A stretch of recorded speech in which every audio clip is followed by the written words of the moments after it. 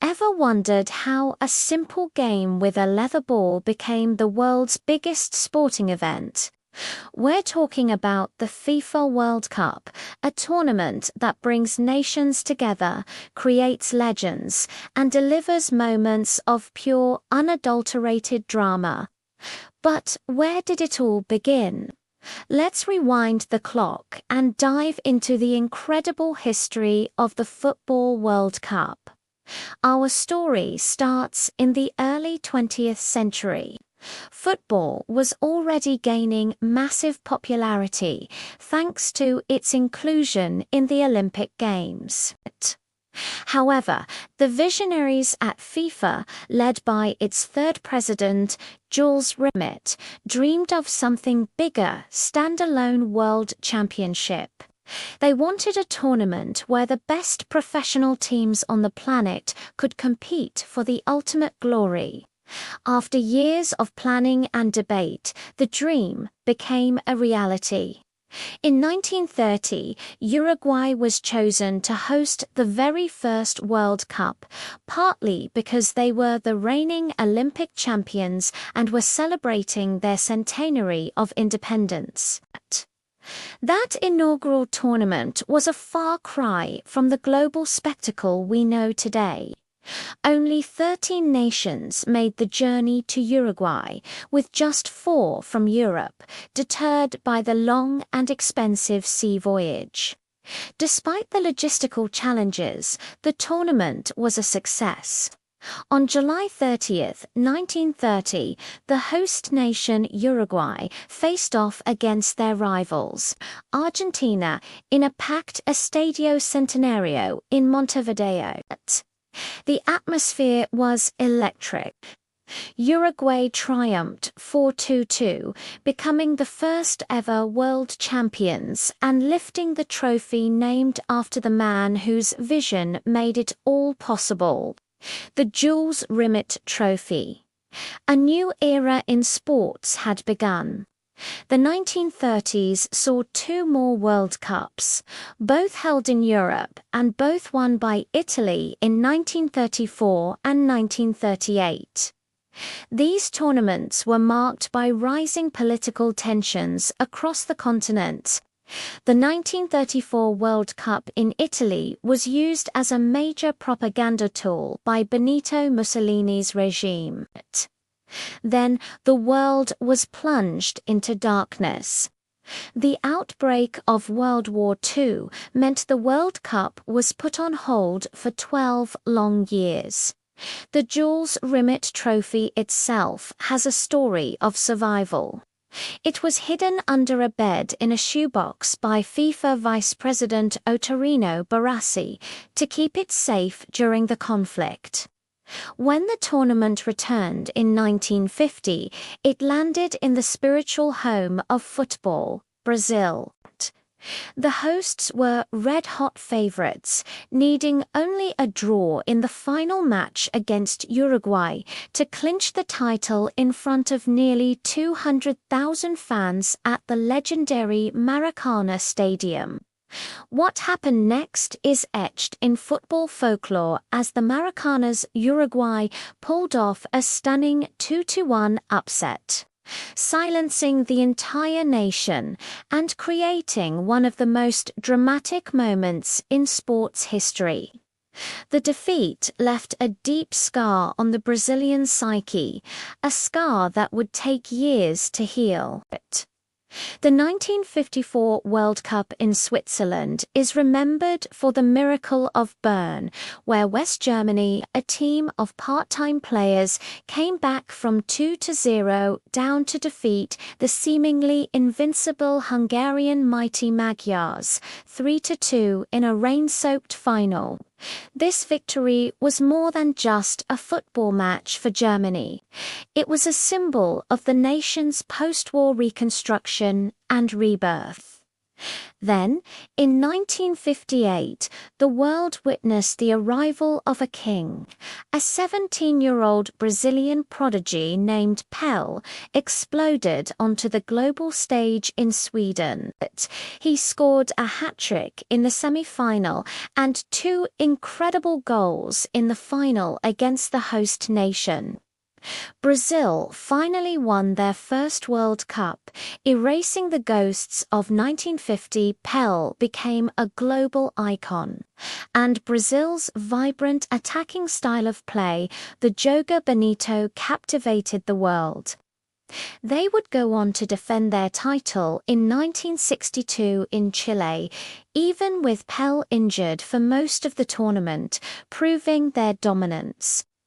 The year 1966 is one that every English football fan knows. It was the year football came home. Hosting the tournament for the first time, England, led by the legendary Sir Alf Ramsey, battled their way to the final at Wembley against West Germany. The match was a thriller, ending 2-2 in normal time. In extra time, Geoff Hurst's controversial goal, which bounced off the crossbar and onto the line, gave England the lead. He then completed his hat-trick in the dying seconds, the only man ever to do so in a World Cup final, as England won 4-2. It remains England's only World Cup triumph. The 1970 World Cup in Mexico is often hailed as the greatest of all time. It was the first to be broadcast in color, and it showcased what many believe to be the greatest international team ever assembled. Brazil, with Pelé in his final tournament, alongside other superstars like Jairzinho Tosto and Rivelino, Brazil played a brand of football that was simply breathtaking. They swept aside every opponent, culminating in a 4-1 demolition of Italy in the final. This victory gave Brazil their third title, meaning they got to keep the Jules Rimet trophy permanently. Tragically, the trophy was stolen in 1983 and is believed to have been melted down. A new trophy, the FIFA World Cup trophy we know today, was introduced for the 1974 tournament. The 1970s and 80s were dominated by two footballing powerhouses, West Germany and Argentina. The Germans, led by the imperious Franz Beckenbauer, won at home in 1974, defeating the brilliant Netherlands team and their revolutionary total football style in the final. Argentina, hosting in 1978 amidst a controversial political climate, won their first title with Mario Kempes as the star. But 1986 belonged to one man, Diego Maradona. In Mexico, the Argentine genius delivered arguably the single greatest individual performance in a World Cup. He was unstoppable. His quarter-final performance against England is legendary, featuring two of the most famous goals in history. First, the infamous Hand of God, followed just minutes later by the goal of the century, where he slalomed through half the England team. He led Argentina to glory, cementing his place as one of the game's all-time greats. Maradona and Argentina reached the final again in 1990, but this time they were defeated by West Germany in a tight defensive affair. It was Germany's third title. Then came USA '94, a tournament that brought football to a new frontier and ended with a dramatic penalty shootout in the final. After a goalless draw, Brazil defeated Italy, with Italian star Roberto Baggio famously missing the decisive kick. This made Brazil the first nation to win 4 World Cups. France hosted and won their first ever World Cup in 1998, and inspired Zinedine Zidane scored 2 headers in the final to defeat Brazil 3-0, sending the host nation into a frenzy of celebration. In 2002, the tournament headed to Asia for the first time, co-hosted by South Korea and Japan. Brazil, powered by the incredible Ronaldo, who had made a stunning comeback from career-threatening injuries, stormed to their record 5th title, with Ronaldo finishing as the top scorer. The 21st century has brought us more unforgettable moments. Italy's triumph in 2006, overshadowed by Zidane's shocking headbutt in the final. Spain's tiki-taka revolution, which saw them dominate world football and win their first World Cup in 2010 in South Africa. The first tournament on African soil, remembered for the sound of the vuvuzela and Andres Iniesta's late winner. In 2014, the World Cup returned to Brazil, but the dream turned into a nightmare for the hosts when they were humiliated 7-1 by Germany in the semi-final. Germany went on to win their 4th title, defeating Lionel Messi's Argentina in the final. And in 2018, a thrilling tournament in Russia saw France lift the trophy for the 2nd time. With a new generation of stars like Kylian Mbappé lighting up the world stage.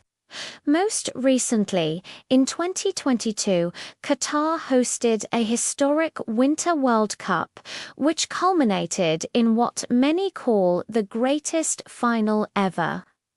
Lionel Messi finally achieved his lifelong dream, leading Argentina to victory against France in an epic match decided by a penalty shootout, from a 13-team tournament in Uruguay to a 32-team global festival watched by billions.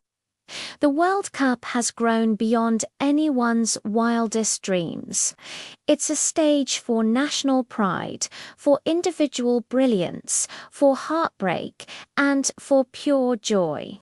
It creates legends and unites the world around a simple, beautiful game.